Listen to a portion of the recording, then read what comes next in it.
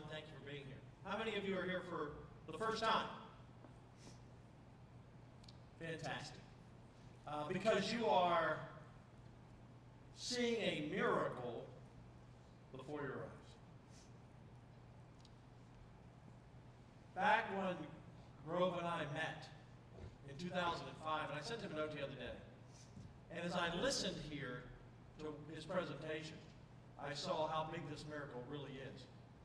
In 2005, Grove didn't know where he was going in his life.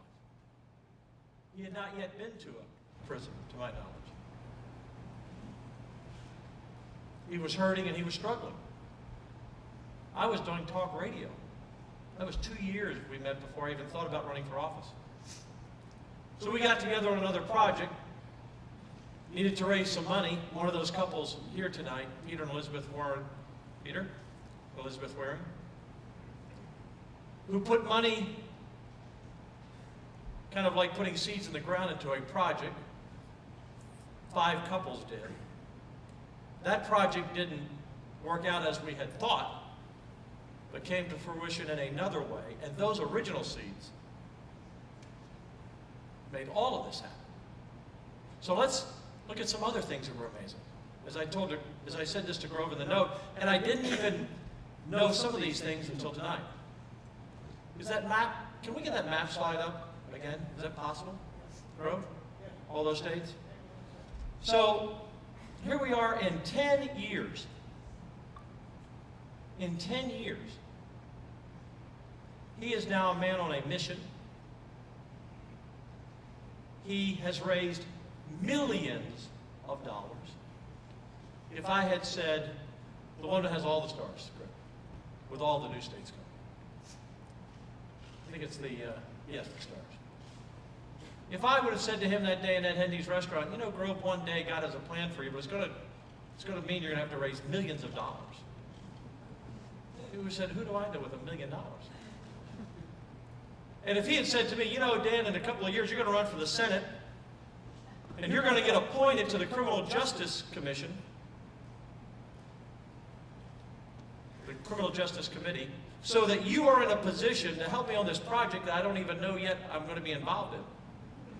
So you personally know the chairman of the committee, John Whitmire, so you can take him to a place in Louisiana that I'm not sure where it is yet, because God hasn't told me. I would say, I don't even understand.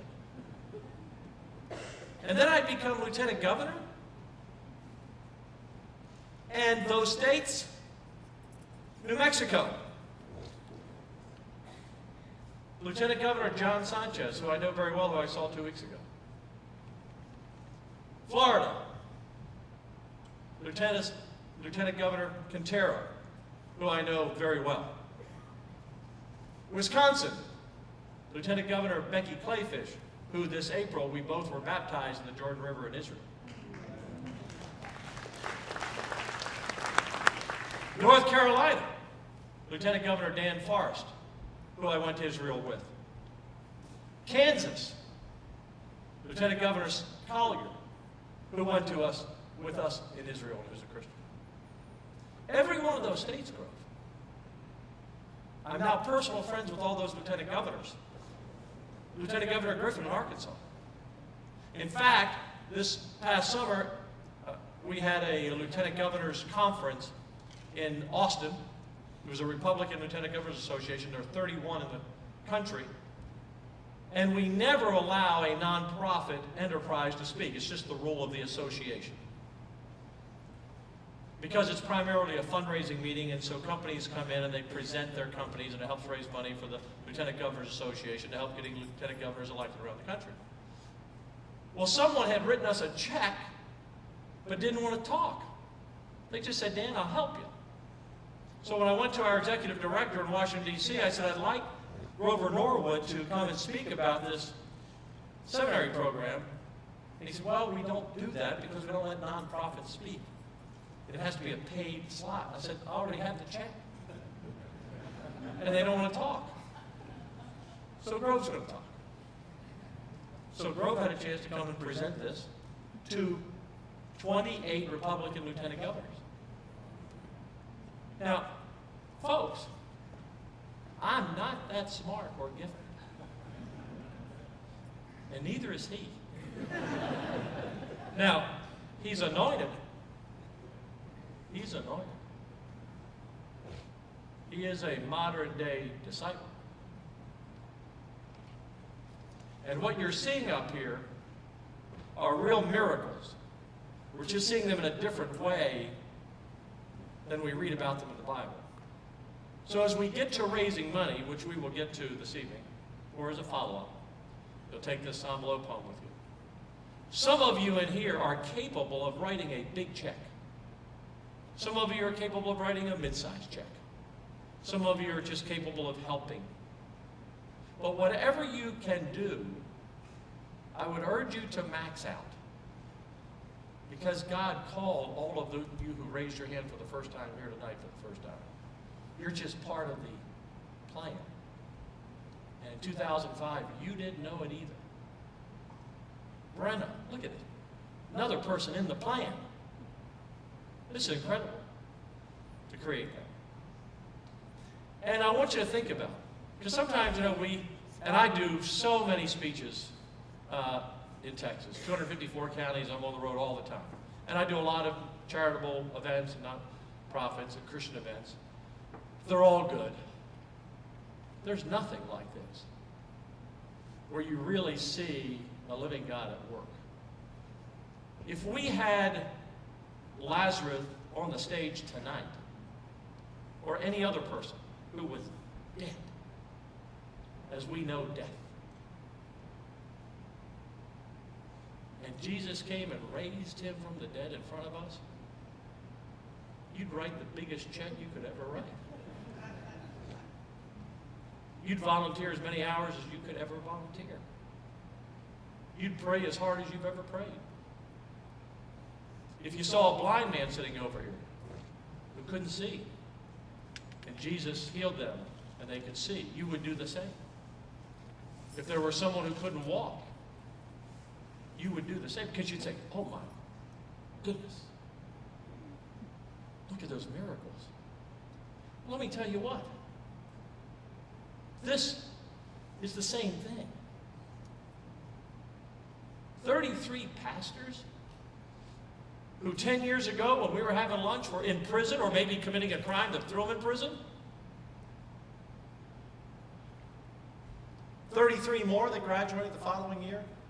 I told the men the first time I met them in the first, back in 2011, I guess it was, I said there were 39 in the program at that time. I said, you didn't know it, but God had picked you out a long time ago to be here today. You can't let us down. You are, you know, you've seen the movie The Dirty Dozen, The Devil's Disciples. I mean, this is the group. They are in the darkest corner of the prison. And God pulled them out from all over Texas in our 105 prisons or so. This is a miracle. It's a miracle that I know all those lieutenant governors. It's a miracle. You know, this report that Baylor University did, you know how this came about? Because someone from Baylor called Grove and said, you all need some real evidence. You need some research. You need to send a field team into the prison, Darrington and Angola, and follow the inmates for 4 years, and do a second study group of people not in the program, and then do a 5th year. And I can't believe it's been 5 years already, going on 6. And Grove called me and said, Dan, we need to do this. And I said, how much did they tell you it was going to cost? Because Grove never asked that question. Have you noticed? Because he never has to ask that question, because it doesn't matter. God gives him what he needs. Doesn't matter. But I am a practical person. And so Grove said, well, they need a field team that's going to be $125,000 a year per prison to do a full year study and put people in the field to do the work. That's $250,000 a year times 4 is $1 million. I said, Grove, we didn't have $50,000 in the bank. That's a Grove. Within a month, a meeting was set for us with a person I had met whose family helped Burl Cain in Angola many years ago. And Burl set up the meeting, and Ed Hendy flew us on his plane, and Grove and I and Ed went into the meeting, and there were 2 or 3 more. I can't remember. I just remember because I can never forget you, Grove, in any meeting I'm in. It's like being with one of the apostles. He just doesn't wear the long robe and have the beard. And we explained to this gentleman what we needed, hoping he might give us $100,000 to start the program. And we walked out of there with a check for $1 million. Again, I'm not that good. And neither is he. So, we need your help. We need your help. Because the only thing keeping us from growing our program and taking care of those women is money. So I want you to be all in, because remember, no one rose from the dead tonight. No one was blind who was healed. But those lives of those men and those prisons, that miracle is so clear. There's a family, there are many of you here tonight, who have men in the program. I met one mom and her son, who's going to send a picture to her husband, right over there. The first year at graduation, there was a pastor on the stage sitting behind me. And I introduced myself, and he said, I'm doing the closing prayer. And his closing prayer, he said, I'm so proud today. I'm so proud today because of these 33 men who come up here to get their diploma. My son is among them. And the next year, same thing. Pastor who delivered a prayer, his son was in the 33. So this is a real miracle. If you want to invest in something, modern day miracles, this is it. And the last thought, before I introduce Bryan Collier, our Executive Director of TDCJ. God was kicked out of public schools back in 1963 by a lady named Madeline Mary O'Hara from Baltimore, Maryland. It's my hometown, so I know the story. I was just a teenager then. Because one person was offended by God in school. So God said, okay, you're going to get God out of school? Let me show you what you're going to get. Broken families, life of crime, people lost. I'll get them on the back end. I'll get them on the back end. So now he's in prison. You don't want my word on the front end? I'll save them on the back end. And we'll let them lead the rest of the country out of the darkness they're in. Bryan Collier. When we went over to Angola back in 2010 or 11, whenever that first trip was, probably 2009 or 10. I didn't know Bryan. He's now the executive director of our prison system, overseeing 138,000 men and thousands of employees. It's a tremendous responsibility, tough job. I was very glad that Governor Abbott had appointed him.